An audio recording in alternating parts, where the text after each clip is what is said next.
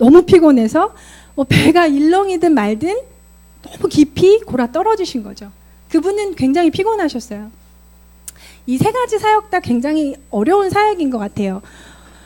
뭐 가르치신 거, 설교하시는 거, 그것도 그렇고 병자를 고치는 거, 이렇게 여기 의사인 분들도 계시지만 병자를 대하는 것 자체가 굉장히 어려워요. 아픈 사람들 되게 예민하고 되게 힘들어요. 그리고 그 아픔과 고통 가운데, 육체적인 고통 가운데 시달리는 사람들은 굉장히 예민하고 신경질적이고 자기중심적이에요. 그 병자들을 대하는 거 굉장히 힘들었을 것입니다. 또 귀신을 내어 쫓는 거, 귀신 들린 거 이거 아주 힘들어요. 네.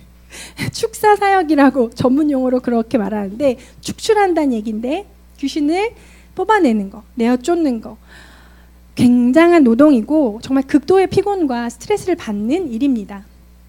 그런데 중요한 것은 예수님이 그렇게 피곤하셨지만 기도하셨다는 거예요. 기도하셨기 때문에 사실은 그런 사역을 계속 하셨을 수 있어요. 예수님이, 우리의 원업이 되신 예수님이 기도하셨다는 그 표현이 복음서에 굉장히 자주 빈번하게 나옵니다. 뭐 늘 하시던 대로, 습관대로, 유대인이셨으니까. 그리고 뭐 밤이 맞도록, 밤새, 그러니까 밤새 기도하셨고, 그다음에 새벽 미명에, 새벽 기도에 이게 근거죠. 우리나라의 그 새벽 기도의 그 인용 구절이에요. 근거 구절이에요. 그리고 밤이 새도록, 밤이 맞도록은 이제 금요철야, 이제 밤을 새며 기도하시는 거. 그리고 또 무리들을 보내고 제자들과 떨어져서 홀로, 그러니까 예수님이 사역을 하시다가 사람들을 다 보내시고 일부러 혼자 어디를 떠나서 가시는 그런 경우들이 굉장히 많이 있거든요. 다 보내고 제자들과도 떨어져서 홀로, 그리고 감람산에 오르셔서, 뭐 이런 멘트들, 그리고 무엇보다 또 금식하며 기도하셨다, 뭐 이런 구절들도 많고, 또 겟세마네 동산에서 기도하신 유명한 장면이 있죠. 땀방울이 핏방울이 되도록, 네, 땀방울이 핏방울이 되도록 얼마나 애쓰셨으면, 이 모세혈관 같은 게 터지셨던 것 같아요. 기도하시다가 얼마나 애쓰셨으면, 기도하시면서. 네, 그런 구절들이 굉장히 자주 등장합니다. 그리스도인은 기도하는 사람입니다. 기도하는 사람이어야 해요. 우리가 착한 사람이 되어야 하죠. 근데 우리 그리스도인의 특징이, 최고의 특징이 착할 필요는 없어요. 약간 착한 그리스도인 컴플렉스 같은 게 있어요. 착해야 돼. 내가 다 이용당해줘야 돼. 막 속아줘야 돼. 근데 때로 아닐 수 있거든요. 때로 그게 주님의 방법이 아닐 수 있어요. 착한 그리스도인 컴플렉스 말고 우리가 네, 그런 컴플렉스 있는 분 말씀하셨어요. 네. 기도하는 거, 기도하며 주님을 의지하며 살아가는 거, 그게 기도하는 그리스도인의 어떤 표지입니다. 그래서 제가 묻고 싶어요. 질문. 자, 요즘 기도하십니까? 네. 기도하십니까? 네, 기도하는 습관이 되게 중요한데, 기도를 언제부터 시작하셨나요? 제가 보통 보면 하나님과 어떤 의미가 있는 관계가 시작되면 보통 기도도 시작하더라고요. 뭐 유창한 기도가 아니어도 하나님과 어떤 유의미한 관계가 되면, 하나님과 그분과 어떤 관계성이 생기면 기도하기 시작하는 걸 제가 봤어요. 뭐 길게 하지 않고 아주 뭐 기도를 능숙하게 하지 않아도 하나님과 어떤 관계성, 그분과 어떤 아버지와 자녀의 관계를 맺게 되면 기도하기 시작하더라고요. 엉겹결에도 기도가 나와요. 뭐 아이고 주님 도와주세요. 뭐 이런 거. 아기가 이 땅에 태어나서 살아있다는 첫 표지가 이제 숨을 터서 이렇게 울면서 숨을 폐로 쉬는 거잖아요. 호흡하는 거잖아요. 그리스도인들에게 기도도 역시 그렇습니다. 이렇게 아이가 이렇게 숨을 이렇게 폐로 숨 쉬지 않다가 폐로 숨을 시작하면서부터 얘가 이 땅에 태어났구나 라는 거 우리가 아는 것처럼, 그리스도인이 짧든 길든 뭐 유창하든 유창하지 않든 기도를 시작할 때 저 사람은 그리스도인이구나 라고 우리가 알 수 있습니다. 근데 이 기도라는 건 사실 그리스도인만 하는 건 또 아닌 것 같아요. 재미있는 연구 결과가 있었는데 영국 BBC 방송이 이제 전 세계 인종의 이제 무신론자들, 네, 신이 없다라고 공공연하게 말하는, 그러니까 뭐 이제 우리는 그 뭐 이렇게 설문조사 같은 거 할 때 이렇게 뭐 기독교, 불교, 뭐 기타 이렇게 답안지가 있잖아요. 고를 수 있잖아요. 근데 이제 걔네는 브리티시는 영국은 이제 무신론자도 있는 것 같아요. 거기인데 무신론자라고 체크한 사람들한테 설문을 한 거예요. 근데 그 중에 되게 재미있는 질문이 있었는데 이런 질문을 했대요. 당신은 기도하십니까? 사실 이 질문 자체가 웃겨요. 무신론자인데 본인이 무신론자라고 공언한 사람들에게 당신은 기도하십니까? 이렇게 물어본 거죠. 근데 기도한다는 퍼센트가 나왔어요. 얼마나 나왔을 것 같아요? 10? 80? 80은 아닌데 30%가 나왔대요. 근데 맞아. 우리 지원이는 진짜 네. 기도의 사람이어서 그래요. 그러니까 때때로 나는 기도합니다에 표시한 무신론자가 100명 중이면 30명이라는 거야. 전 굉장히 놀랐거든요. 상당한 수치예요. 아니 무신론자라는 사람들 봤어요? 되게 무서워요. 나는 북경에 제가 있을 때 그런 사람 만나면 되게 무서웠어요. 그 날카로움. 보통 신이 없다고 이렇게 공공연하게 말하고 다니는 사람도 굉장히 무섭고 냉랭하고 되게 오만하거든요. 그러니까 신이 없다고 그렇게 말하고 다닐 수 있는 거죠. 근데 그런 사람 중에 100명 중에 30%가 나는 때때로 기도합니다 라는 것을 공공연하게 밝혔다는 거. 전 되게 좀 놀랐는데요. 그러니까 인간의 영혼 안에는 어떤 선천적으로 어떤 의존성이 자리하고 있다는 것을 증명하는 어떤 사실인 것 같아요. 그러니까 하나님은 인간을 창조하셨잖아요. 우리를 사랑하고 관계 맺기 위해서 우리를 지으셨어요. 그래서 인간 안에는 무신론자든 뭐 불교신자든 힌두교신자든 간에 어떤 그 연결고리가 있어요. 그 연결고리가 끊어져 있는 사람도 원래 그 연결고리를 갖고 있는 그 주인에게 다시 돌아가고 싶은, 회개하고 싶은 그런 갈망이 있어요. 그러니까 이게 자연 발생적으로 나오는 거죠. 무신론자라고 해도 너무 끔찍한 고통의 순간에 맞닥뜨렸거나 정말 자기의 힘으로 어떻게 할 수 없다는 걸 인지한 그 순간에는 자연 발생적으로 그냥 기도가 흘러나오는 거야. 도와주세요. 이렇게. 어떤 신이든 잘 모르겠지만 어쨌든 신이 있다면 신이여 나를 도와주소서. 나를 살려주십시오. 죽어가는 내 아들을 살려주십시오. 주님 저에게 이 한 번의 기회를 좀 더 주십시오. 그렇게 간절해지는 거예요. 무신론자고 뭐고 다 필요 없고 그렇게 가난해지고 절대적인 존재 앞에서 정직해지는 거죠.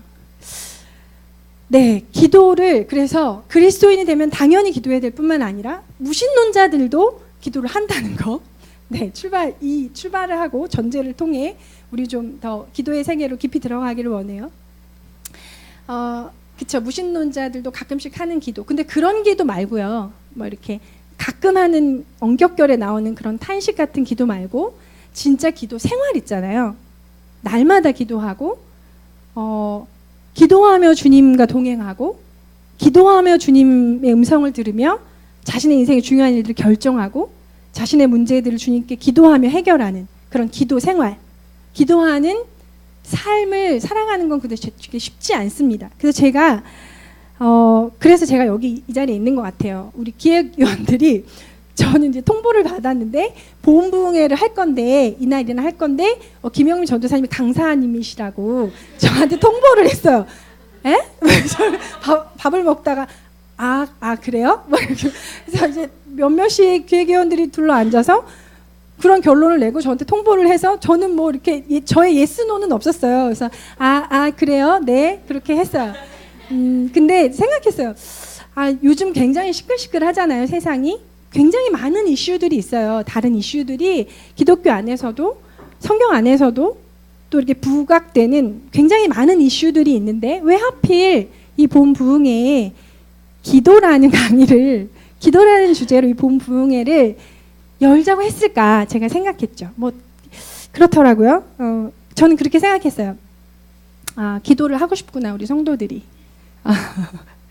기도를 하며 주님을 만나고 싶구나. 그래서 이게 기도를 하고 싶은데 도움이 필요하니까 좀 도와달라는 얘기구나 라는 걸로 저는 해석하고 받아들였어요. 네, 기도를 성경의 근거와 성경의 말씀을 가지고 기도에 대한 내용들을 그래서 나눌 거예요. 그리고 저의 경험, 기도를 하고 났을 때 어떤 간증들 혹은 실수, 시행착오들을 그래서 여러분들하고 나누고 싶어요. 저는 기대하는 게 있어요. 두 가지. 첫 번째는 한 번도 어떤 기도의 유익, 기도의 기쁨, 그 기도를 통해서 하나님을 경험하지 못했던 사람들이, 그런 지체들이 이 시간을 통해서 기도의 그 기쁨, 그 기도의 그 무한한 즐거움, 그 기도의 능력을 경험하게 돼서, 시작이 돼서 기도하는 삶을 시작하는 거. 제가 첫 번째 원하는, 기도하는, 또 기대하는 바고요. 두 번째는 이 사람들이 되게 많을 거라고 생각하는데, 두 번째 사람들이 생각이 났던 거는 기도를 쉬고 있는 사람들. 예전에는 기도했으나, 예전에는 하나님을 기도하며 경험하기도 하고 뜨거웠던 적도 있고 주님을 기도하며 만났던 적이 있었으나 어떤 이유로든 기도를 놓쳤거나 기도를 중단한 사람들이 이 계기를, 기도라는 주제를 다루는 이 부흥회를 통해서 다시 기도하게 되기를 제가 기대합니다. 네, 주님의 이름으로 더 깊은 새로운 차원의 기도로 들어가시기를 주님의 이름으로 축원합니다.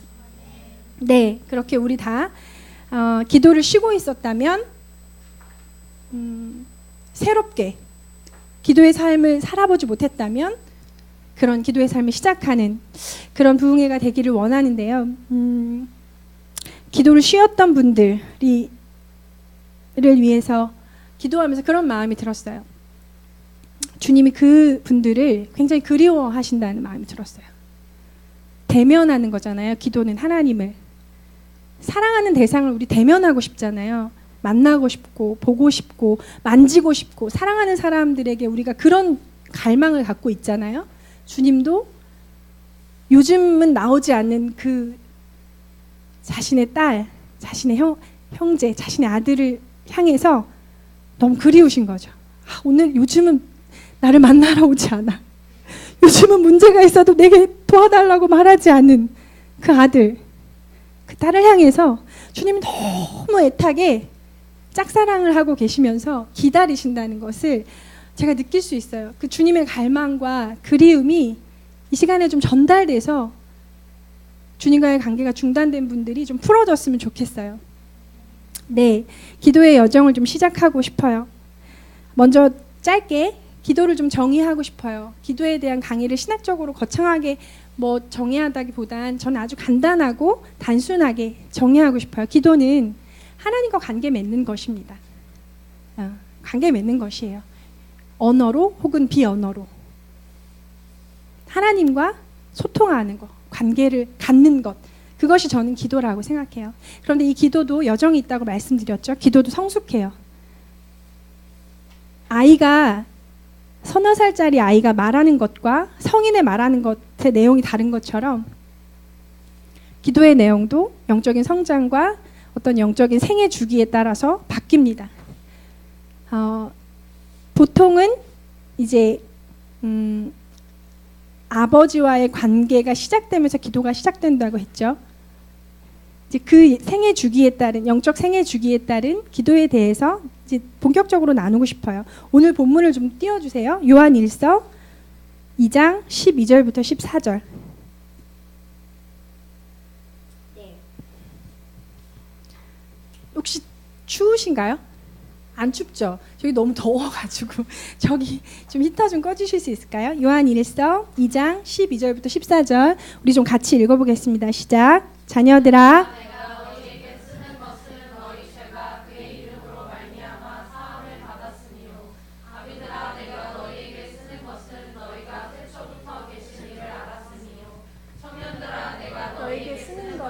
너희가 악한 자를 이기었습니다.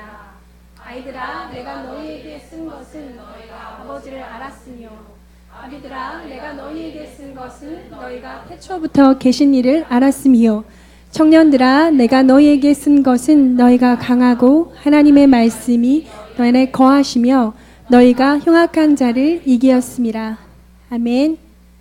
네, 세 대상에게 이 요한일서에서 요한이 말을 해요. 첫 번째 영적인 자녀들, children 이렇게 불러요. My children 이렇게 불러요. 그 다음에는 영적인 청년들, young men 이렇게 불러요. 그 다음에 아비드라, old man, 아비드라 이렇게, father 뭐 이렇게 어떤 번역에서는 그렇게 불러요. 그러니까 세 대상에게 이제 당부하는 거예요. 요한이 첫 번째 우리 자녀들아, 나의 자녀들아 이렇게 말하는 구절을 우리 살펴보기를 원해요. 12절에 자녀들아, 내가 너희에게 쓴 것은 너희 죄가 그의 이름으로 말미암아 사함을 받았으며, 또 14절에 또 있어요. 네, 14절에 다시 한번 같이 읽어볼까요?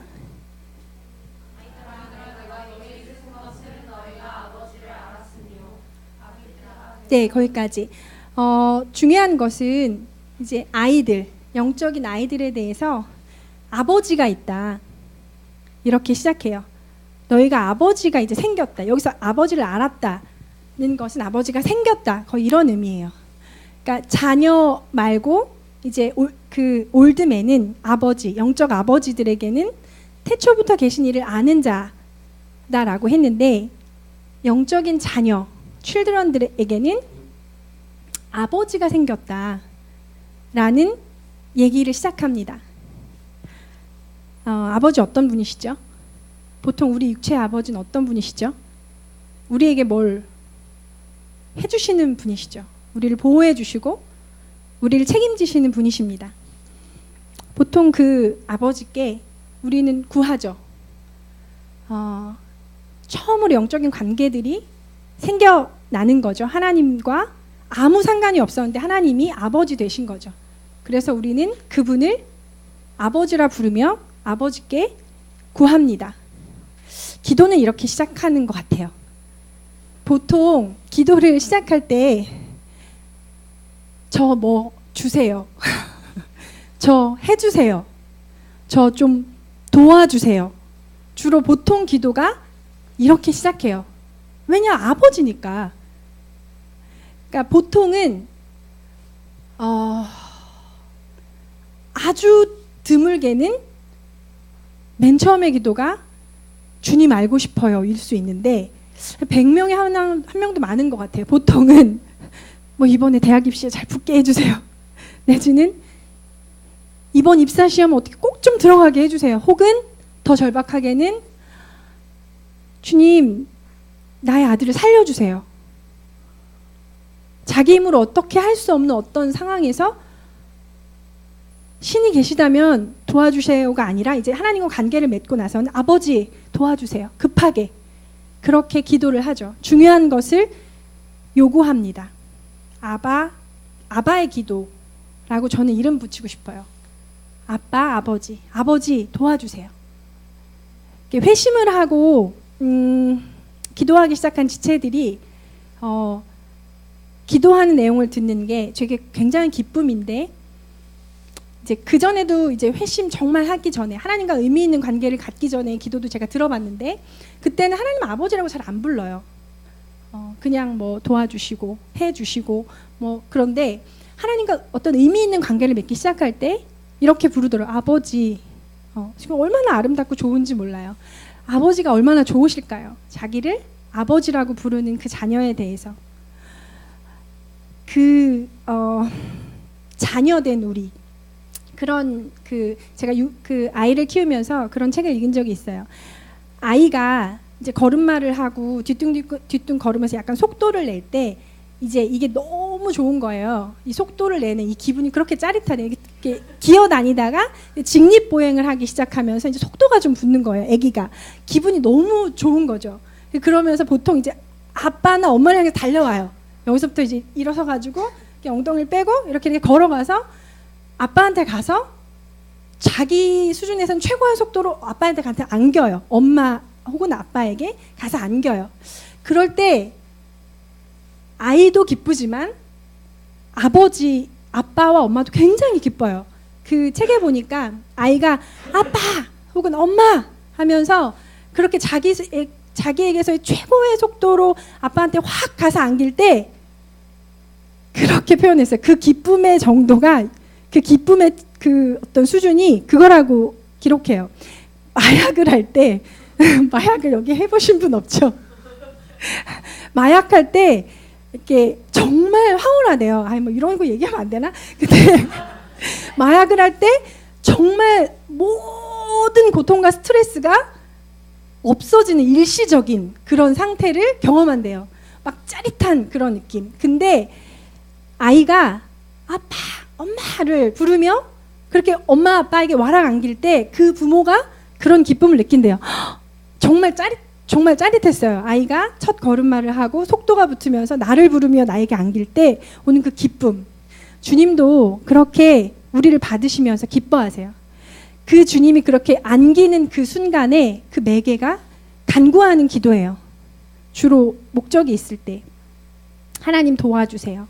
뭘 주세요.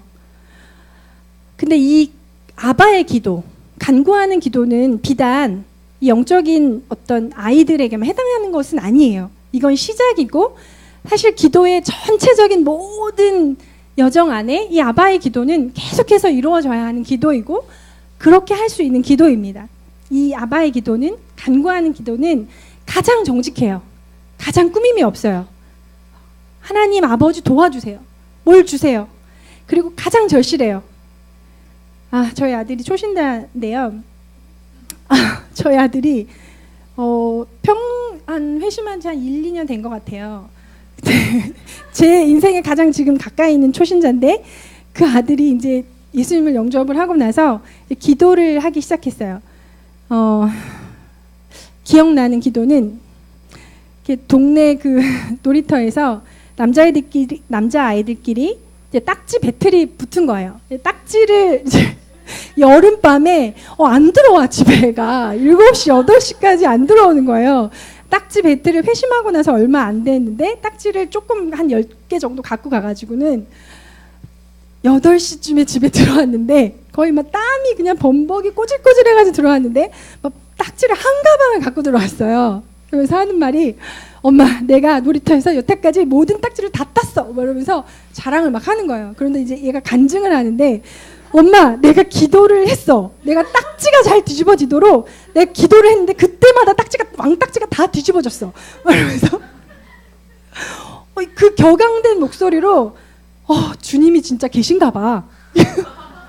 영접한 지 얼마 안 됐어요. 그래서 주님 감사하더라고요. 딱지를 통해서 그 주님을 만났구나. 그래서 이 아이에게 저에게 그 딱지는 아무것도 아닌데 하나님 나의 기도를 들으시고 응답하시는구나. 이게 너무 신기했던 거예요. 그래서 딱지 사건을 통해서 얘가 이제 좀 믿음이 자랐어요. 그리고 또 기억나는 것은 회심하고 나서 이제 혼날 짓을 많이 하죠. 아이들은, 남자 아이들은 특별히 많이 그래요. 동생을 때리거나 뭘 망가뜨리거나 아무튼 그래요. 근데 소명이의 두 번째 기도는 그거였대요.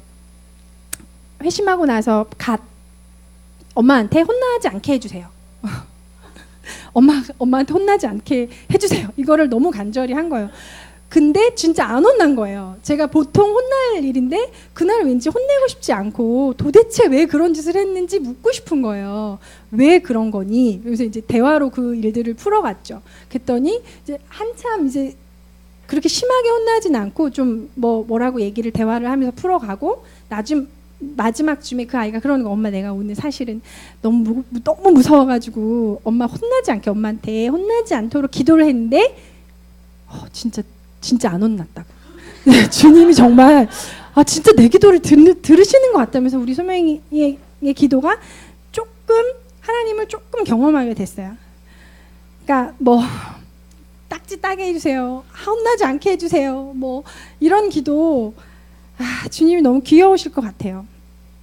제가 고3에 올라가면서 고2 겨울방학 때 회심했는데 저도 기억나요. 주님을 처음으로 이렇게 만나고 나서 뭐 그런 거 기도했던 기억나요. 이제 지각을 할락말락하는 위기에 있었는데 고3 때 주님 담임선생님 5분만 늦게 좀 들어오게 해주세요. 막 뛰면서 주님 제발 담임선생님 붙들어 주세요. 제가 5분만 있다가 들어오게 해주세요. 진짜 근데 막 5분 있다 들어오셔가지고 제가 지각을 몇 번 면한 적이 있어요. 그래서 주님 정말 내 마음을 아시는구나. 내 기도를 들으셨구나. 제가 믿음이 조금 자랐어요. 그래서 그런 사건을 통해서 주님이 들으셨어. 뭐 주님 빨리 택시를 보내주세요. 그럼 택시가 이렇게 나타나고 그래서 아주 엄청난 기쁨이 있었어요. 정말 세상을 다 가진 것처럼 행복했던 그 시절이 있었어요. 주님이 제깍제깍 응답하시는 기쁨. 네. 요즘엔 그렇진 않은데 요즘은 참 안 그래요.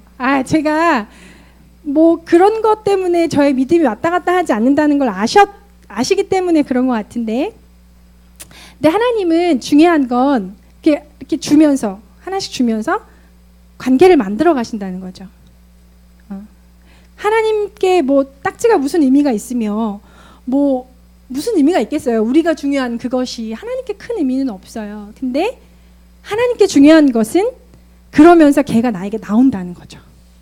너무 기쁜 거죠. 그러니까 이런 거예요.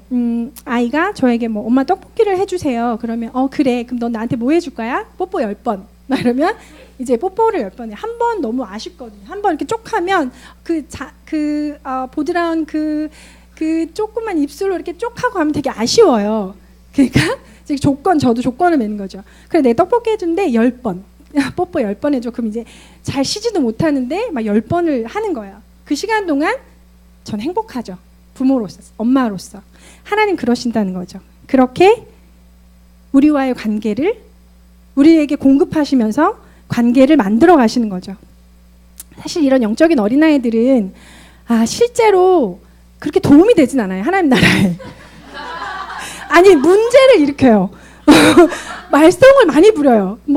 그리고 되게 또 변덕스러워. 그래서 오늘은 하나님이 있는 것 같고 하나님 자기 기도를 들어주시는 것 같고 내일은 잘 모르겠고 하나님이 살아계신 잘 모르겠고 또 막 아주 헛소리를 막 해요. 저도 초신자 시절에 오늘은 하나님 되게 나를 사랑하는 것 같은데 그 다음 날은 또 너무 아닌 것 같고 이제 왔다 갔다 하고 되게 혼미하고 분별력이 없기 때문에 그래요. 그래서 공동체에서도 무리를 굉장히 많이 일으켰어요.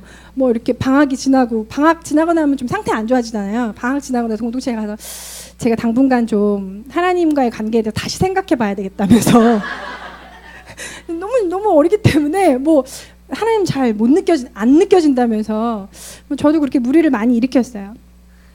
네, 그렇지만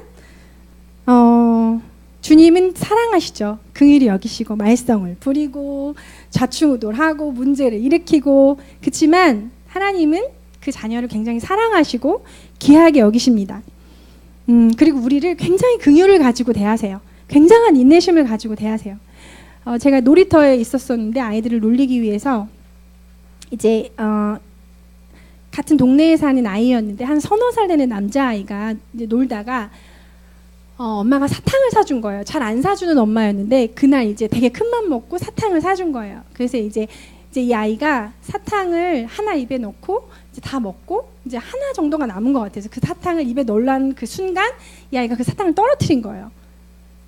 진짜 얼마나 그리고 나서 애절하게 우는지 거의 온 동네가 떠나가도록 절망의 그 소리가 놀이터에 쩌렁쩌렁 울리는 거예요.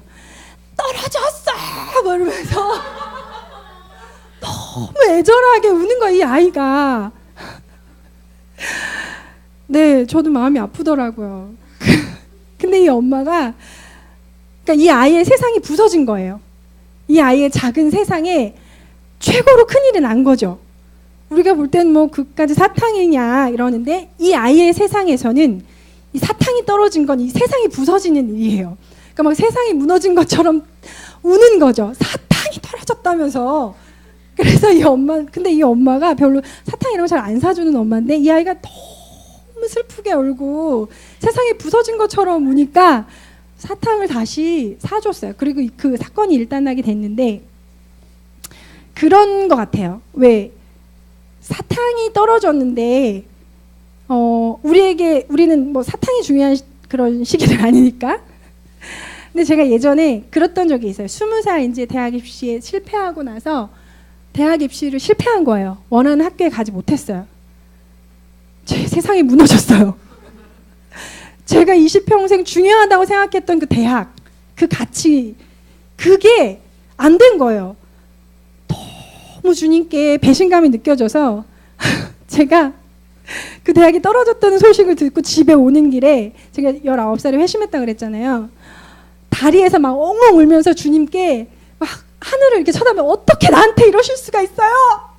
어떻게 내가 어떻게 했는데? 이러면서 정신을 진짜 잃은 것처럼 그렇게 운 적이 있어요. 저의 세상이 부서졌거든요. 제가 그렇게 중요하게 20평생 좋은 대학에 가야 하고, 공부를 잘해서 시험을 잘 봐서 좋은 대학에 가고 좋은 직장을 구하고, 이게 저의 굉장히 중요한 소원이고 가치였는데, 이제 그게 무너지면서 이제 하나님께 그렇게 이제 울며 기도한 거죠. 근데 주님이 그런 사람들을 향해서 어떻게 보실까요? 중요한 건 아닌데, 주님 보시기에 중요한 건 아닌데, 그 사람, 그 자녀에게 중요한 것을 실패했거나 그래서 고통하는 자녀에게 주님이 뭐 그까짓 걸 갖고 그러니, 보통 그러시진 않아요. 다시 사탕을 사준 엄마처럼 다시 도와주세요. 아, 그래, 네가 슬프구나. 제가 대학 입시에 실패해서 얼마나 많이 울었는지 몰라요. 그 순간 매번마다 주님이 위로해 주셨어요. 저에게 찾아오셔서 괜찮아, 내가 너를 도와줄게. 괜찮아, 또 다른 기회가 있어. 그렇게 깊은 긍휼을 가지고 저에게 찾아오셨어요. 그래서 세상이 무너지지 않았다는 걸 제가 차츰차츰 알게 됐죠. 우리의 작은 세상이 무너질 때, 영적인 어린아이들이 그런 첫 좌절과 그런 어려움들을 경험할 때, 우리 주님이 깊은 사랑과 긍휼을 가지고 괜찮아, 괜찮아 얘야, 괜찮아 아들아, 괜찮아 딸아, 괜찮아, 다시 시작할 수 있어, 내가 도와줄게, 위로해 주시죠. 우리 하나님 그렇게 자비롭고 긍휼이 많은 분이세요. 네, 또 12절 이제 자녀들을 향해서 중요한 말씀의 포인트 하나는 죄사함을 받았다는 거예요. 용서를 받는 거. 아버지와 자녀의 관계에서 공급자가 되시고 또 용서하시죠. 우리의 죄를 용서해 주시는 거, 받아주시는 거. 그런 과정들을 통해서 우리는 자라갑니다. 영적인 아이의 단계에 있는 분들이 있다면 거침없이 주님의 이름으로 구하셨으면 좋겠어요. 그런데 주의할 것이 있습니다. 다 아시겠지만, 이미 거절당해보신 여러분 다 아시겠지만, 주님이 모든 필요에 응답하시지 않을 수도 있다는 사실.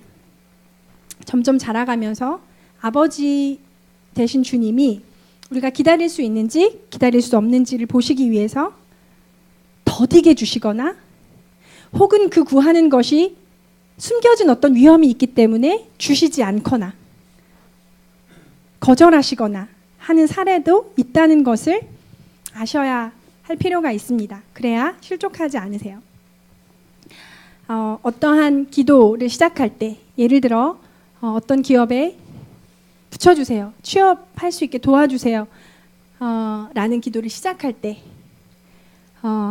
첫 시작할 때랑 몇 번의 실패를 구했는데 이 직장 안 되고 두 번째 원했던 직장도 잘 안 되고, 세 번째, 네 번째 뭐 이렇게 될 때마다 이제 제가 이렇게 지켜보면 그런 기도의 변화들이 있어요. 처음에는 무조건 붙여주셔야 되죠. 무조건. 제가 생각하기에 여기가 제일 좋아요. 무조건 붙여주셔야 돼요. 주님이 할 일은 거기에 합격하도록 도와주시는 거. 내가 생각하는데 그게 맞아요. 이렇게 기도해요, 보통. 아주 확신과 열정이 돼서. 근데 이제 첫 번째 떨어지고, 이제 두 번째 떨어지고, 세 번째 떨어지거나, 네 번째 이제 막 속이 타기 시작하면서 뭐 원망도 하고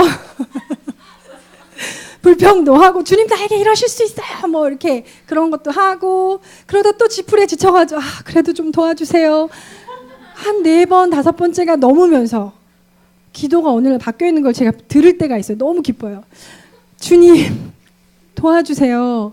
이번에 저 원접 보는데 주님 도와주셨으면 좋겠어요. 그런데 주님 뜻대로 하세요.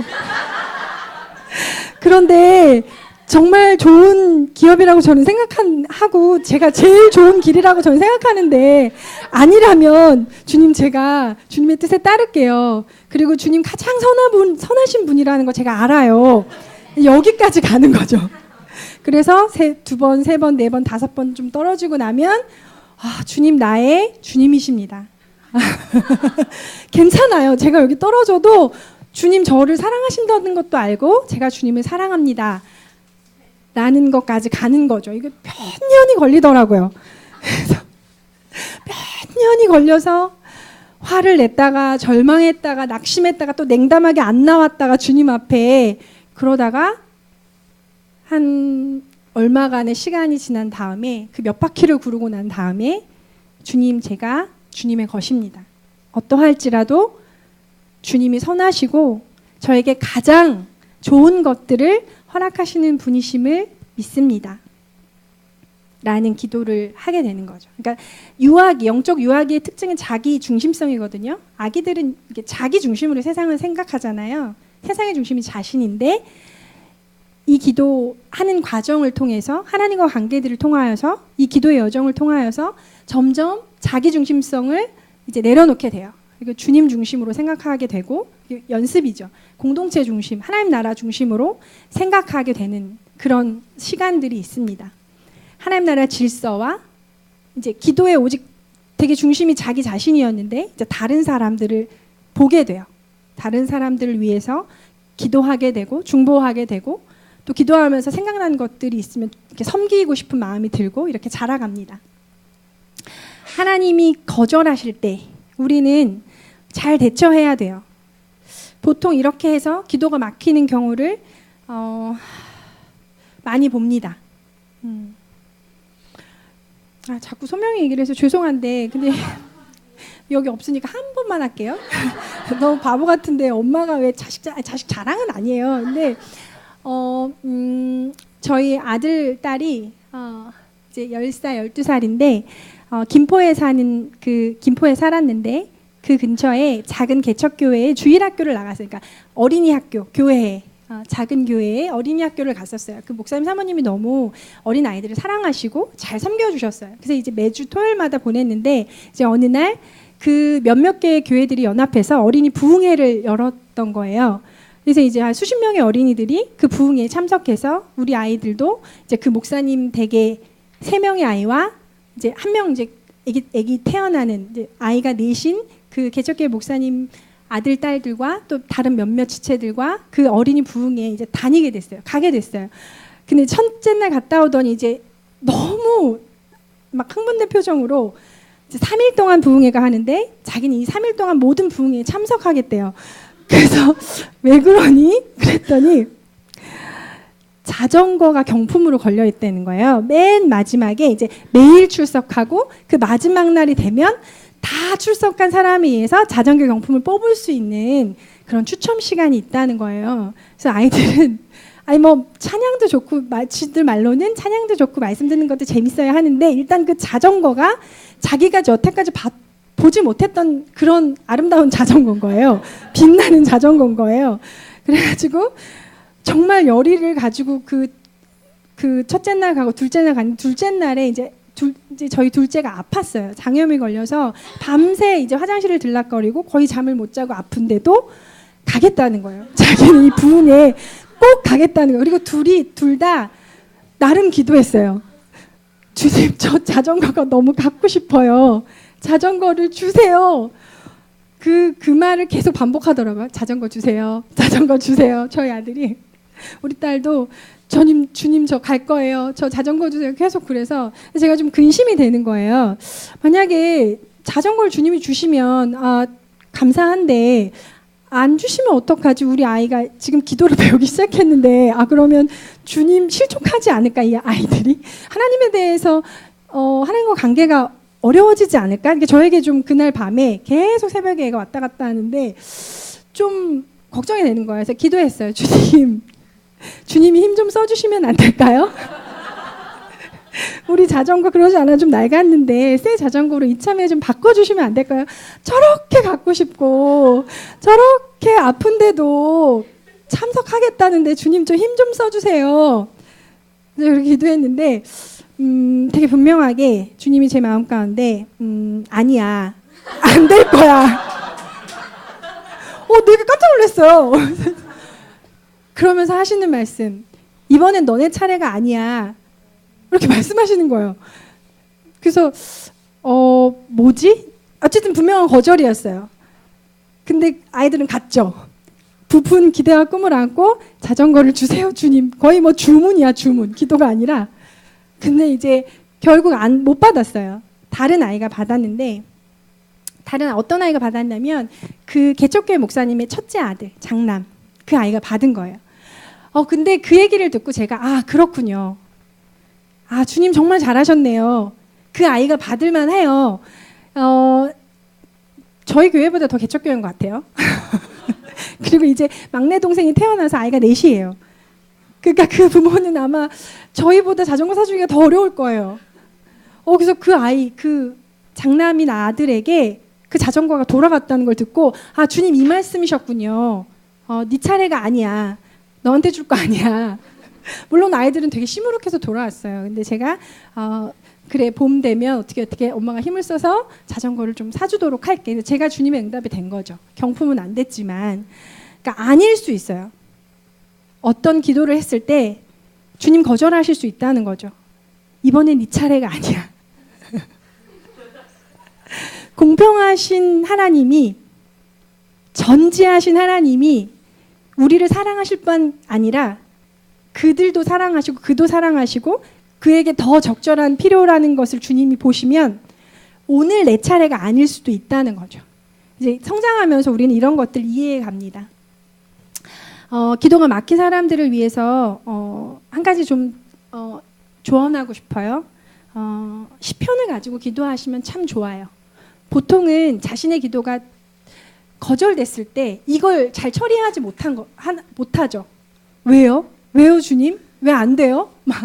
그리고 이제 뭐 누가 밉다거나 몇 가지 패턴이 있는 것 같아요. 관계가 깨어졌거나, 그러니까 하나님에 대한 오해가 있거나, 어떤 극도의 결핍이나 어떤 뭐 괴로움이 있거나 몇 가지 사례가 있는데, 중요한 것은 하나님 앞에 정직한 것입니다. 불평을 하더라도 기도를 하는 게 나아요. 원통함을 가지고 주님과 관계를 확 끊어버리는 것보다는 그분 앞에 가서 주님 왜요? 묻는 게 훨씬 나아요. 우리 마음속에 그런 마음이 있잖아요. 왜요, 주님? 이건 너무 제가 받아들이기 너무 어려워요. 너무 아파요. 이런 사건이 있는데 주님 앞에 젠틀하게 적당한 기도를 하는 거. 주님 모르실까요? 그 슬픔, 그 배신감, 그 분노와 억울함을 주님이 모르실까요? 그런데 그럴듯하게 기도를 주어 섬기면 주님이 다 아시는데, 그리고 진정한 기도로 진정한 아버지와의 관계로 들어가지 못해요. 그냥 적당히 중언부언하는 거죠. 주님을 앉혀놓고 마음에 없는 얘기 자꾸 하는 거예요. 힘들잖아요. 그런 사람 만나도 힘들거든요. 마음에 있는 얘기는 하지 않아. 지금 나한테 화가 났어, 분명히. 근데 앉아서 사실 저는 괜찮고요. 화가 나지 않았고요. 저는 아주 잘 지내요. 힘들어요. 되게 고문이에요. 친밀한 관계인데 앞에서 그렇게 적당한 얘기를 이렇게 하는 사람 저 싫어요. 속상하고 제 존재가 무시당한다는 느낌도 많이 들고, 그런 시간 한두 시간 보내고 나면 굉장히 지쳐요. 거기 앉아 이렇게 있는 것 자체가 굉장히 고문이에요. 시편에는 엄청난 기도들이 많이 있어요. 그러니까 신학적으로 맞지 않는 기도문도 되게 많아요. 시편 13편 같은 경우는 시편 13편뿐만이 아니에요. 한 20-30편이 거의 그런데 주님이 졸지도 않고 주무시지도 않으시잖아요. 근데 막 주님을 깨워. 주님 깨소서. 왜 주무십니까? 내가 이렇게 지금 어려운데 깨십시오, 주님. 나를 왜 돌아보지 않습니까? 자신의 마음속에 있는 말들을 하는 거예요. 주님 주무시지 않아요. 그런데 아니 하는 거예요. 뭐든 좋아요. 제일 나쁜 건 뭔지 아세요? 기도 하나님 관계를 끊어버리는 거. 그러니까 원망을 하든 불평을 하든 분노를 하든 하나님 앞에서 하실 수 있어요. 이미 있는데 안 하는 것도 사실은 거짓이죠. 그 주님 그걸 모르실 수 없어요. 정직하게 주님 앞에 나아가다 보면 한동안 이렇게 쏟아내고 나면 시원하지 않나요? 불평하면 안 돼. 주님을 찬양해야 돼. 막 이렇게 종교적인 태도로 누르면 그게 진짜 눌러지나요? 그렇지 않아요. 결정적인 순간에 튀어나와요. 하나님 나한테 어떻게 그렇게 하세요? 전 이해할 수 없어요. 그러니까 이 말을 그냥 하나님 앞에서 하시는 거예요. 근데 이게 제가 보니까 평생 그러는 사람은 없고요. 이게 할 만큼 하면 맑은 물이 나와요. 쓴물을 막 토해내잖아요. 네, 쓴물을 막 분노하고 원통하고 억울하고 화가 나고 제가 밉고 뭐 이렇게 다 하잖아요. 그럼 어느 순간 이제 후련한 게 있어요. 풀리죠. 그걸 할 만큼 하면 주님 앞에서 울고 막 불고 막 화를 내고 이러다 보면 어느 순간에 이게 풀어져요. 주님께서 새 마음을 또 부어주시거든요. 가장 나쁜 것은 주님을 물건처럼 대하는 거. 그러니까 그 관계가 아니라 그 전까지 나의 기도를 들어주시지 않았다고 해서 주님을 확 끊어버린다는 건 온전한 관계가 아니었다는 거죠. 그러니까 거의 내 소원을 들어주는 지니 같이 이거 해주세요. 이거 해. 근데 안 해주니까 아이 필요 없어. 다른 회사를 알아봐야 되겠어. 뭐 이런 관계. 하나님을 인격이 아닌 어떤 물건, 물체처럼 인격성이 없는 관계였을 수 있다는 거죠. 관계를 그렇다고 하나님 관계가 깨어지지 않거든요. 하나님 아버지와 우리 사이는 예수 그리스도의 피로 깊이 맺어져 있어요. 절대 그 누구도 끊을 수가 없어요. 어떤 악한 영도 그 관계를 무효화시킬 수는 없어요. 우리를 범죄하게 할 수 있고 우리가 넘어질 수도 있고 물론 실패할 수도 있고 괴로울 수도 있지만 우리가 어떻게 한다고 해서 하나님과 자녀된 우리의 관계가 끊어질 수 있는 것은 아니에요. 그러니까 어떻게 하셔도 그 관계는 안전하고 그렇게 하셔야 정직하고 진실한 관계가 되며 정직하고 진실한 기도를 할 수 있어요. 제가 늘 기도하는 사람들에게 얘기해요. 기도의 방법이 여러 가지가 있습니다. 부르짖어도 되고 침묵하셔도 됩니다. 말씀을 읽어도 되고 뭐 조용한 소리로 하셔도 되고요. 은사를 사용해서 기도하셔도 되고 관상기도 하셔도 좋습니다. 그런데 다 좋은데 어떤 방법을 쓰셔도 다 좋은데 제일 중요한 것은 정직하게 진심으로 기도하는 것입니다. 알아요. 주님이 아실 뿐만 아니라 옆에 있는 사람도 알죠. 그 사람의 마음속에서 흘러나오는 건지 아닌지 그냥 입술에서 나오는지 머리에서 나오는지 주워 듣고 그냥 하는 건지 알아요. 마음으로부터 영혼의 중심으로부터 흘러나오는 그 기도를 주님이 기뻐하시는 거죠. 아바의 기도. 영적인 하나님과의 관계, 아버지와 자녀됨의 관계가 시작할 뿐만 아니라 영원토록 계속돼야 되는 기도. 얼마 컸다고 해서 나는 그런 나의 사소한 것들을 구하지 않아. 그렇지 않아요. 우리는 언제든 하나님 아버지의 자녀이고 그분 우리 아버지십니다. 네, 아바의 기도 넘어갈게요. 두 번째로 두 번째밖에 못하네요. 빨리 기도할게요. 아니 빨리 할게요. 습관이 돼가지고. 네, 영적 청년기로 넘어갈게요. 네, 우리 좀 분위기를 전환하면서 13절 우리 같이 읽어볼까요? 내게 쓰는 것은 너희가 한 계시니라 알았으며 청년들아 내가 너희에게 쓰는 것은 너희가 악한 자를 이겼습니다. 네, 아멘. 하나님 아버지와의 관계를 맺어가다 보면 영적인 세계가 좀 열립니다. 영적 세계가 이렇게 열리면서 하나님 영이시죠. 영이신 하나님을 만나는 것이 기도인데 영으로 만나잖아요. 그분을 육체로 만날 수는 없잖아요. 근데 이제 다른 영도 만나요. 하나님 홀리 스피릿 아니고 홀리 스피릿이 아닌 다른 스피릿, 다른 고스트들을 만나요. 다른 악한 영들을 만나요. 마주치게 돼요. 근데 성경은 여러분 이제 아까도 말씀드렸지만 점잖은 분들은 이제 귀신의 존재에 대해서 이 교회에서 별로 말하지 않아요. 성경은 굉장히 빈번하게 말하고 있는 것에 비해서 그 빈도가 되게 낮아요. 근데 아까 말씀드렸던 것처럼 예수님의 세 가지 사역 중에 세 번째 사역, 중요한 세 가지 포인트가 첫 번째 하나님 나라의 복음을 가르치는 거, 말씀 전하는 것과 두 번째가 치유하는 거, 세 번째가 귀신을 내어 쫓는 거라고 말씀드렸죠. 그러니까 이것이 예수님의 사역에 굉장히 중요한 3분의 1이었다면 사실 우리의 삶에도 굉장히 비중이 있어야 되거든요. 근데 이 귀신을 대하는 두 가지 극단적인 관점이 있어요. 하나는 이제 모든 게 귀신 때문이야. 뭐 기분이 나빠도 귀신 때문이고 몸에 병이 나도 귀신 때문이고 뭐 제가 나한테 화를 내는 것도 내가 잘못한 것도 있을 수도 있는데 제가 나한테 화를 내는 것도 귀신 때문이고 하여튼 뭐 다 귀신 때문이야. 다 영적 전쟁이어서 다 영적 전쟁을 해야 되고 무찔러야 되고 귀신을 대적해야 되는 이게 굉장히 극단적인 견해인데 이제 옳지 않죠. 네. 아 귀신도 억울할 것 같아. 나 아닌데. 나 이번에는 그거 아닌데. 막 이렇게 막 귀신 때문이야 막. 우리 인생에 어떤 문제들은 물론 귀신이 일으키죠. 기도할 때 우리를 방해하기도 하고 우리를 막 까닭없이 막 깊은 우울함과 절망을 가져다 주기도 하고 그래요. 그렇지만 아닌 경우도 있어요. 우리 삶에 문제가 일어나는 거 그게 한 반반인 것 같아요.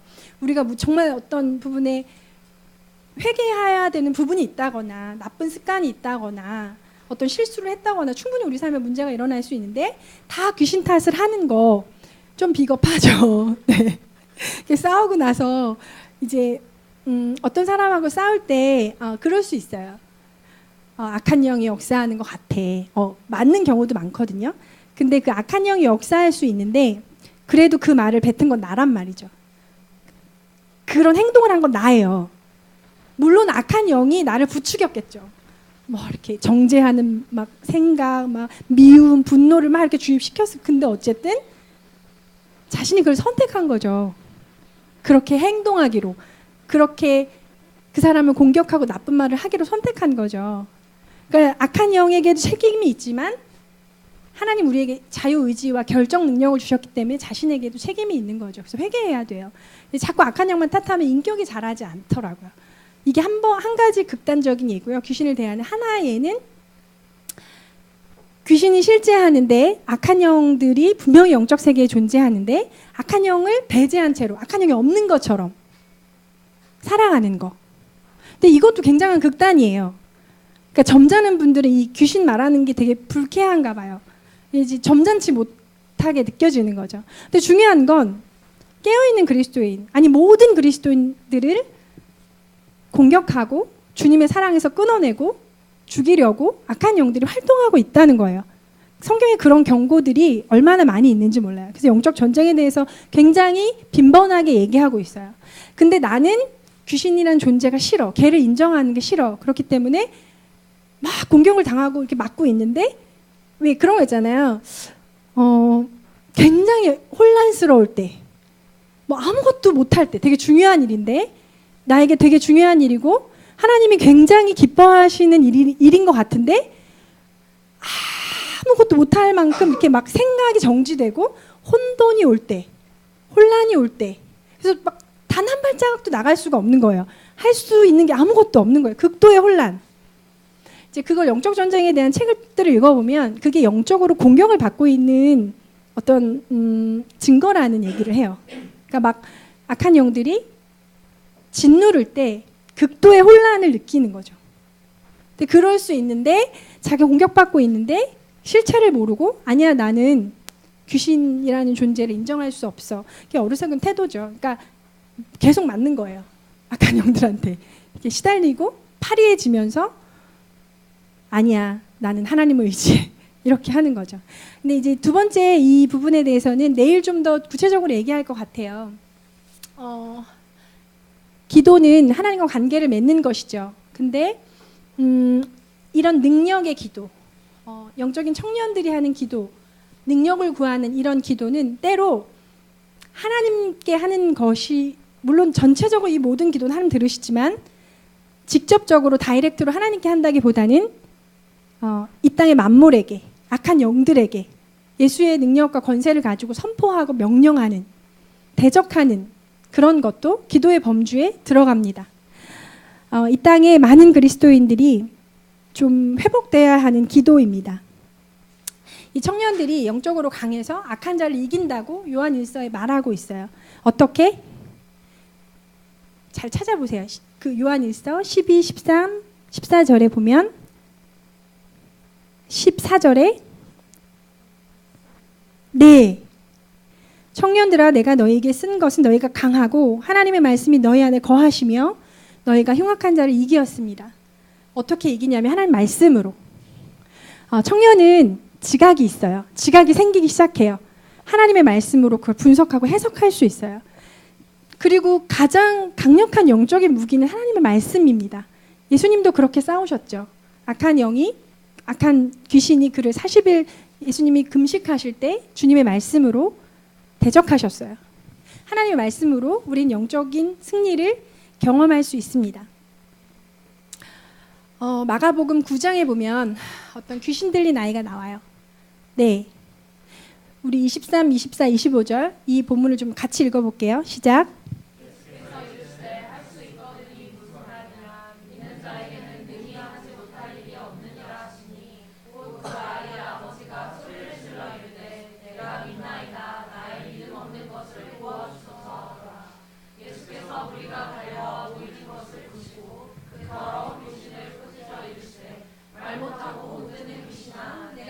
명하노니 그 아이에게서 나오고 다시 들어가지 말라 하시매. 아멘. 네, 마가복음 9장을 잠깐 이제 그 사건, 배경이 되는 사건을 잠깐 설명해 드릴게요. 어떤 남자아이, 아들을 데리고 어떤 아버지가 제자들에게 왔어요. 근데 이 아이가 귀신 들린 아이래요. 어렸을 때부터.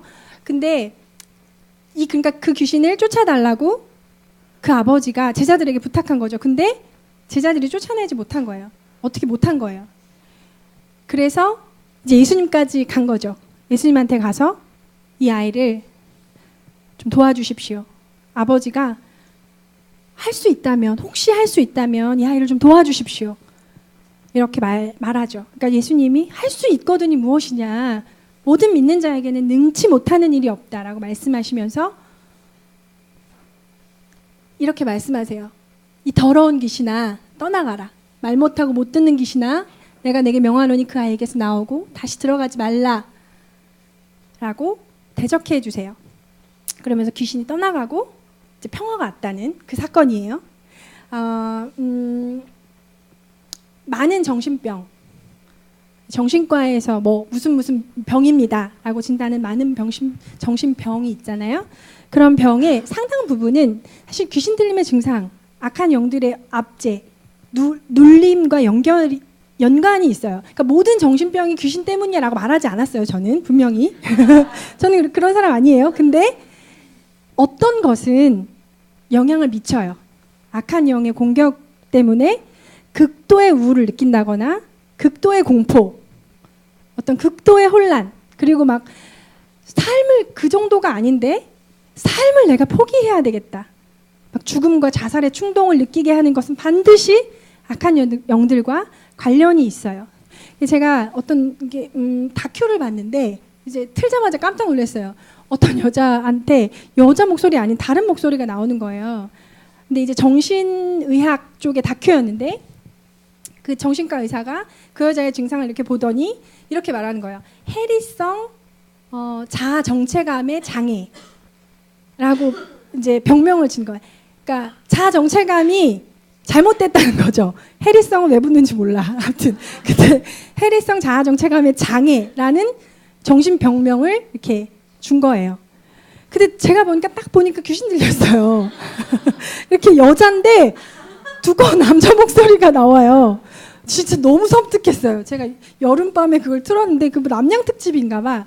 이렇게 여름밤에 틀었는데 뭐 이렇게 흉내내지 않아요? 흉내내고 싶지 않아요?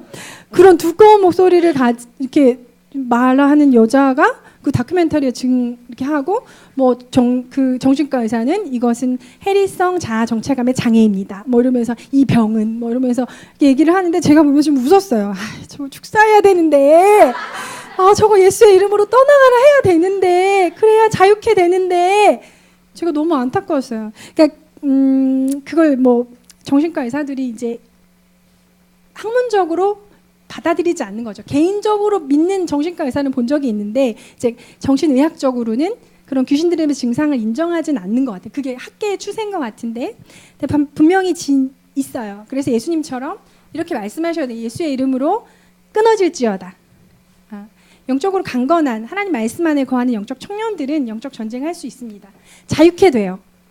어두운 악한 영들에게 압제당하는 그 깊은 우울, 혼란, 그 두려움, 굉장한 잠재력이 있고 굉장한 능력이 있는데 그 두려움의 영이 이렇게 꽉 잡혀 있는 것들을 제가 봐요. 그래서 같이 기도해요. 그 두려움을 예수의 이름으로 우리 좀 끊자. 저 진짜 정말 예수의 이름에 능력이 있거든요. 예수님 우리를 자유케 하시는 분이세요. 성령님 우리를 자유케 하시는 분이십니다.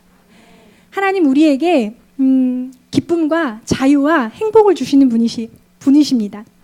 근데 이거를 많이 다루면 이제 너무 어려울 것 같아요. 시간이. 그래서 10분만 하고 이 기도는 내일 좀 더 다루고 싶어요. 중보기도와 이게 연결되어 있는 부분이 있기 때문에 내일 중보기도에 대해서 좀 얘기할 건데 그렇습니다. 이 부분은 좀 넘어갈게요.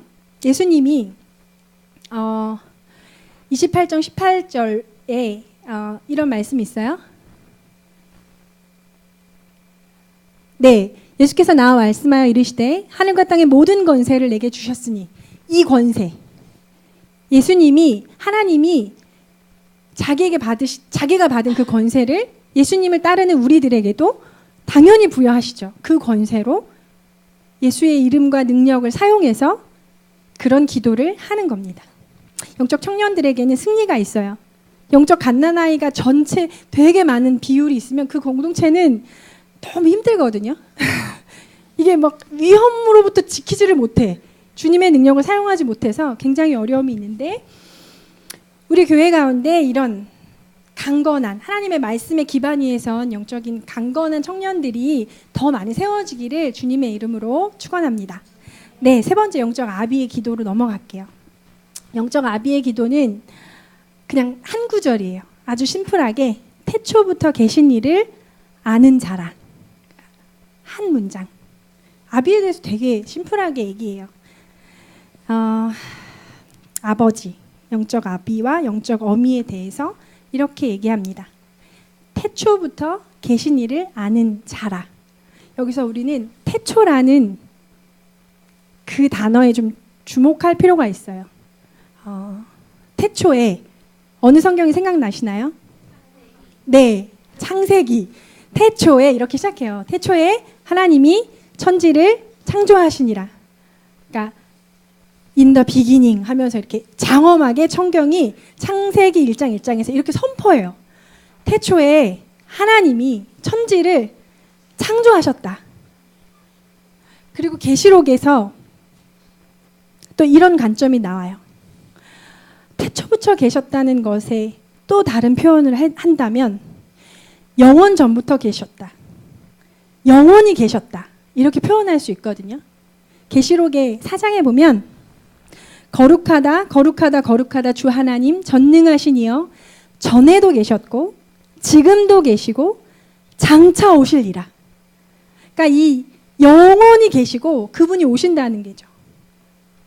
영적인 아비와 어미들은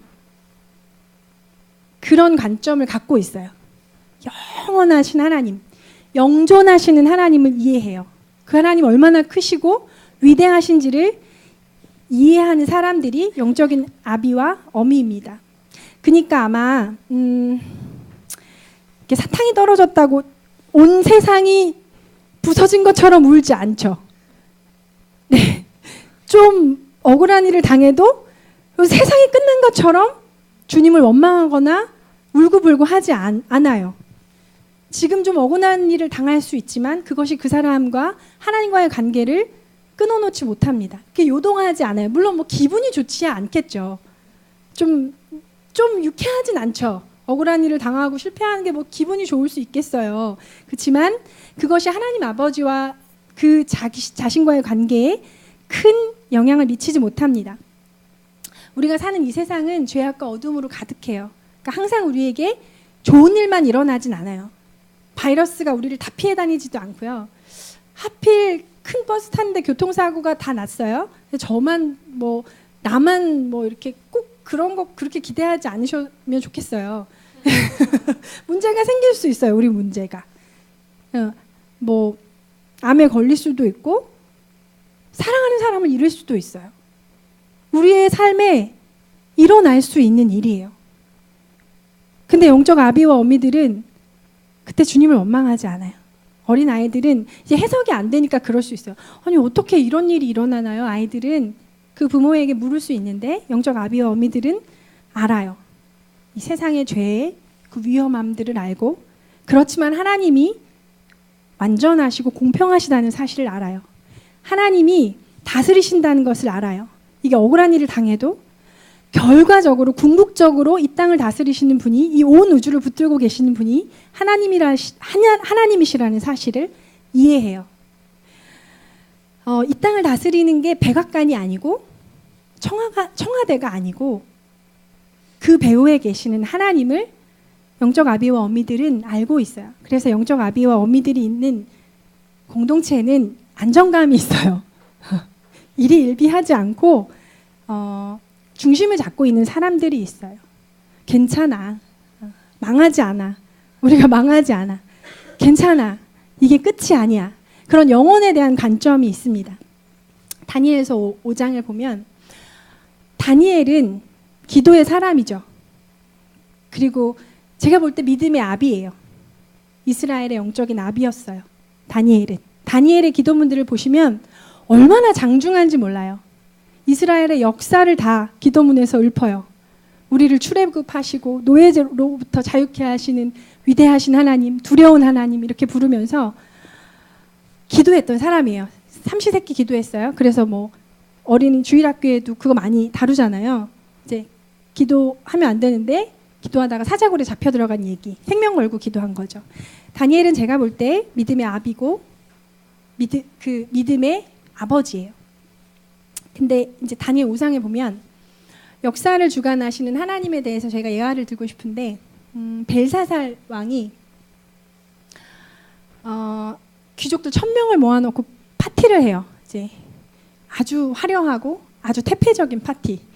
그러잖아요. 이렇게 잘 나가는 사람들이 막 부어라 마셔라 먹고 놀고 그런 파티 있잖아요. 벨사살 왕의 왕권을 과시하고 싶은 마음으로 이제 온갖 귀족들을 다 불러서 화려한 옷을 입고 막 온갖 산의 진미를 다 차리고 마시고 막 부어라 마셔라 했던 그런 잔치를 벌인 거죠. 파티를 벌였어요.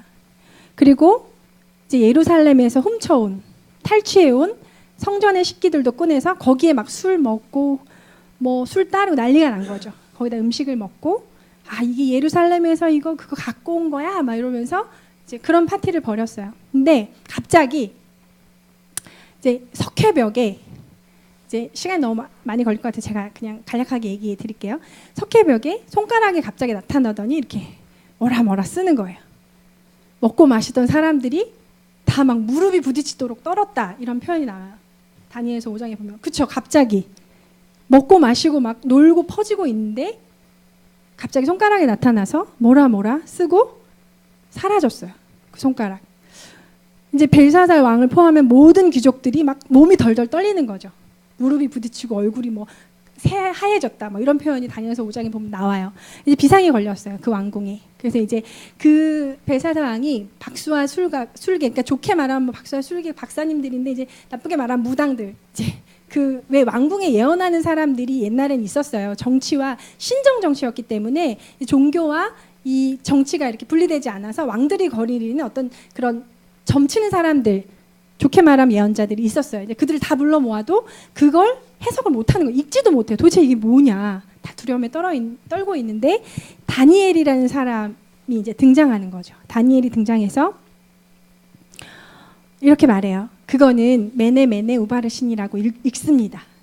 그리고 뜻은 뭐냐면 하나님이 왕의 나라의 시대를 세웠는데 이제 그것이 끝났다. 그리고 왕을 저울에 달아보니 부족하더라. 그래서 이제 당신의 나라는 끝났다는 얘기입니다. 다니엘이 그렇게 얘기한 거죠. 그리고 나서 진짜 벨사사 왕은 그날 죽어요. 그날 밤에 하나님이 그의 생명을, 벨사사 왕의 생명을 걷어가십니다. 하나님이 역사를 다스리시는 분이세요. 하나님이 온 땅을 창조하시고 어떤 나라를 세우기도 하시고 패하기도 하시고 어떤 정권을 세우기도 하시고 또 망하기도 하십니다. 영적인 아비와 어미들은 이것을 이해하고 있어요. 그리고 이해해야 해요. 다니엘은 기도로 굉장히 유명한 사람이었는데 공동체를 위해서 기도하는 기도문이 9장에 나와요. 우리 좀 이 기도를 같이 읽고 기도하기를 원해요. 다니엘서 9장.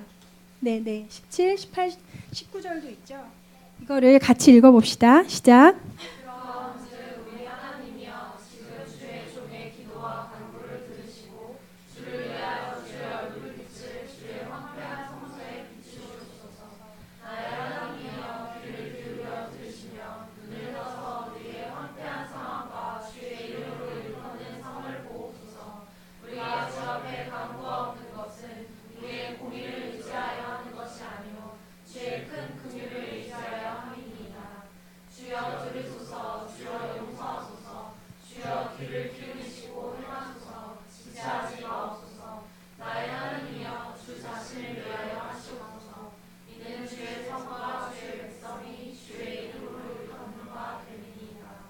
아멘.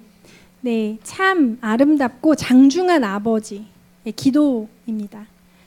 그 자신의 기도를 한 것이 아니라 회파된 이스라엘 성, 그 아름다웠던 예루살렘을 그 도성을 회복해 달라는 기도를 하고 있어요. 자기 민족의 죄를 짊어지고 앞에 보면 금식하고 기도하였다. 죄를 뒤집어쓰고 슬퍼하며 다니엘을 범죄하지 않았어요. 그 민족의 범죄를 대신 뒤집어쓰고 이렇게 기도한 거예요. 영적 아비와 어미들은 공동체를 볼 수 있어요. 공동체적인 기도를 합니다. 자기 자신에게만 갇혀 있지 않고 자신의 나라, 자신의 교회, 이 민족 그리고 열방을 향한 하나님의 다스림과 통치를 위해서 기도하는 사람이에요. 우리가 그렇게 영적인 아비와 어미들의 기도가 그런 영적인 아비와 어미가 되어서 그런 기도를 좀 드리기를 원해요. 그렇게 우리는 기도로 자라갑니다. 기도하면서 주세요. 아버지 주세요. 아빠 이거 주세요. 필요해요. 하다가 주님을 조금 알게 되고 주님 좋은 분이네. 주님 선하신 분이네. 내 기도를 들으셨네. 근데 때로 거절하시는 하나님을 이해하면서 또 영적인 강건함을 기르면서 악한 영들을 대적하고 승리하는 것들을 경험하며 역사의 주관자 되시는 이전에도 계시고 지금도 계시고 장차 오실 영원히 계시는 그 하나님. 그래서 나의 인생의 주권이 나를 고용한 사장님한테 있는 게 아니라 대통령한테 있는 게 아니라 나의 인생을 결정하시고 이 땅을 주관하시는 분이 하나님이라는 사실을 알게 됩니다. 영적인 아버지. 제가 살아있는 영적인 아비와 어미를 한 명 예와 한 번 얘기하고 같이 기도하면 좋을 것 같아요. 이찬수 목사님을 아시죠? 네, 분당 우리 교회 목사님이시죠. 이찬수 목사님에 대해서 아시나요? 이찬수 목사님은 가난한 개척교회의 아버지가 가난한 개척교회를 하셨어요. 목사님이셨어요.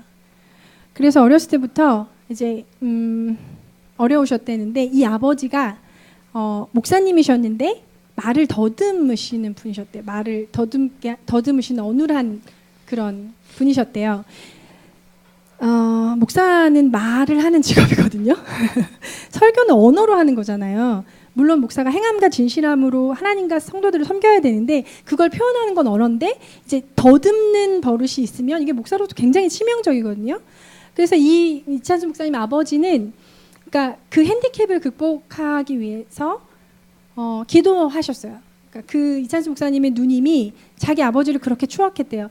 나는 아버지가 등을 땅에 대고 자는 것을 별로 본 적이 없어. 항상 기도하셨어. 이제 그런 분이셨는데, 그래서 이찬수 목사님이 한국교회 부흥과 그 교회의 부흥과 영혼들을 위해서 이제 금식을 참 많이 하셨대요. 40일 금식 기도를 하셨는데, 근데 그러시다가 돌아가신 거예요. 40일 금식 기도 잘못하면 돌아가실 수도 있어요. 근데 돌아가신 거예요. 얼마나 정말 그 성도들과 그 자녀와 정말 그걸 어떻게 해석했을까요? 그래서 이제 이찬수 목사님은 그 주님이 되게 싫으셨대요. 예수를 믿어서 이제 자기 아버지가 죽고 망했다 이런 마음이 있어서 하나님 상당히 오랜 동안 좀 방황하셨다고 들었어요. 그런데 이 어머니가 한 번도 그 하나님 아버지를 원망하시지 않았대요. 그리고 이 이찬수 목사님한테 계속 얘기하시는 거예요. 너의 아버지가 뿌려놓은 기도의 씨앗을, 그 눈물의 씨앗을 네가 걷어야 돼. 너는 목사가 돼야 된다. 막 이 이찬수 목사님 막 미치는 거죠. 막 귀를 막고 싶고 막 소리를 반항도 많이 하셨대요. 근데 결국 2차 저차 해가지고 우여곡절을 겪고 결국 사역을 하시게 됐고 목사님이 되셔서 분당 이제 사랑의 교회에 계시다가 분당 우리 교회를 개척하신 거죠. 근데 이 분당 우리 교회에 엄청나게 많은 사람들이 몰려들고 책에서 봤는데 특별 새벽기도 하면 새벽 3시부터 사람들이 본당에 줄을 서 있대요. 하나님을 향한 갈망과 열망으로 밤을 새고 본당에 들어가 새벽기도 하려고. 정말 부러워요. 주님 저희도 아멘. 근데 이찬수 목사님이 좋으시죠. 저 정말 존경하는데 사실 그렇게 대형교회 목사님 같은 아우라가 있진 않으시잖아요. 왜소하시고 말도 되게 빠르시고 이렇게 근엄하시거나 이렇게 인물이 좋으시거나 그렇지 않으세요. 근데 하나님 굉장히 놀랍게 사용하시고 수많은 그 회심자들이 그 분당 우리 교회를 통해서 일어나고 굉장히 건강한 교회로 이렇게 사람들이 신뢰하고 그 이찬수 목사님을 존경하죠. 이찬수 목사님이 주님께 물었대요. 그리고 아무리 생각해도 이게 나 때문인 것 같진 않다는 마음이 자꾸 드는 거죠. 주님이 그러셨대요. 너 때문이 아니고 네가 뭘 잘해서가 아니고 네 아버지의 기도, 네 아버지의 그 헌신, 그 평생 걸친 그 눈물의 기도가 너를 통해서 응답이 되는 거다. 그러니 자만하지 말아라. 이렇게 말씀하셨대요. 그 어머니 있잖아요. 저라면은 남편이 그렇게 40일 금식기도를 하다 죽었으면 저는 어땠을까요? 근데 그 이찬수 목사님의 어머니는 아니 그렇다는 얘기가 아니라 이찬수 목사님의 근데 이찬수 목사님의 어머니는 정말 영적인 어떤 성숙한 어미이셨던 것 같아요. 영혼의 관점이 있었던 거죠. 우리는 왜 죽었다 그러면 실패했다, 망했다, 끝났다 이런 의미로 보통 이 세상 사람들은 받아들여요. 그러니까 비참하게 실패했다 이런 식으로 해석하거든요. 근데 그 어머니는 그렇지 않으셨던 것 같아요. 그게 끝이 아니고 영원한 하나님의 나라의 관점에서 하나님은 선하시고 신실하시다는 것을 이 어머니는 알고 계셨던 거예요. 제가 생각해봤어요. 그 어머니의 관점으로. 이찬수 목사님의 아버지가 금식기도를 하다가 돌아가신 날 천국에서는 엄청난 일이 벌어졌을 것 같아요. 온 천사들이 다 종대 서서 한국에서 영적 거인이 온다. 온 천사들이 다 서서 그를 맞이하는 거죠. 우리 주님도 그를 맞이해 주시는 거예요. 이찬수 목사님 아버지를. 그리고 이찬수 목사님 아버지가 제가 왜 눈물이 나죠? 주님 앞에 섰을 때 이찬수 목사님 아버지에게 우리 하나님 이러시지 않았을까요? 잘했다. 잘했다. 나의 충성된 나의 아들아. 너무 잘했어. 너무 수고했어. 그러니 이제는 나의 나라에서 안식해라. 네가 할 일은 다 했어. 너의 다음에 또 바톤을 이어받은 네 아들이 할 거야. 이렇게 말씀하시지 않았을까요? 그래서 이찬수 목사님은 이제 그 하나님 나라의 일을 이어서 하고 계시는 거죠. 죽음도 끝은 아니에요. 이 땅에서 혹 질병이 났다고 해도 그것도 비참하고 망한 건 아닙니다. 영혼의 관점에서 바라볼 때 그냥 과정이죠. 죽을 수도 있고 이 죄 많은 세상에서 병들 수도 있고 어떤 일을 당할 수도 있고, 그렇지만 영원하신 하나님, 완전하신 하나님, 공평하신 그 하나님이 알고 계시고 결국 그것을 간섭하시고 개입하시라 할 것이라는 것을 우리는 이해해야 합니다. 우리 좀 기도하며 나아가기를 원해요. 성령님의